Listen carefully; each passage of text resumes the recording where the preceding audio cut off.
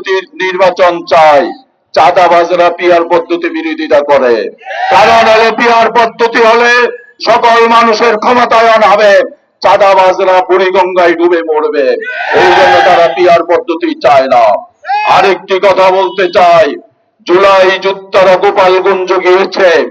গোপালগঞ্জবাসী আওয়ামী লীগ দোসরদেরকে প্রতিরোধ করে নাই। যারা হিংস্র প্রাণী, আওয়ামী লীগ তাদের একটি শাখা। বিশ্বব্যাপী হিংসাত্মক কার্যকলাপ যারা করে, আওয়ামী লীগ, যুবলীগ, ছাত্রলীগ তাদের একটি শাখা। গোপালগঞ্জবাসীদেরকে বলবো, আপনারা তাদেরকে বর্জন করুন। সুষ্ঠু ধারার রাজনীতিতে আসুন, সুস্থ ধারার রাজনীতিতে আসুন। শান্তিপূর্ণ সমাবেশ করলে আপনাদের কোনো ক্ষতি হতো না। কিন্তু সেই বিবর্জিত, নিষিদ্ধ ঘোষিত একটি দলকে গোপালগঞ্জবাসী আশকারা দিয়ে এই পর্যন্ত অগ্রসর করেছেন।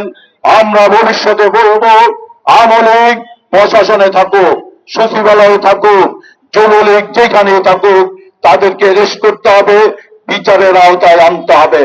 যে পর্যন্ত বিচারের আওতায় না আনা হবে, তারা এরকম আস্ফালন করতেই থাকবে।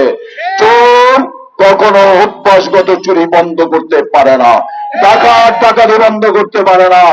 আসুন পুরা দেশব্যাপী আমরা চাঁদাবাজদের বিরুদ্ধে প্রতিরোধ গড়ে তুলি। আইন শৃঙ্খলা উন্নয়নের জন্য সরকারকে বলছি। এই বলে আমার বক্তব্য এখানে শেষ করছি। সবাইকে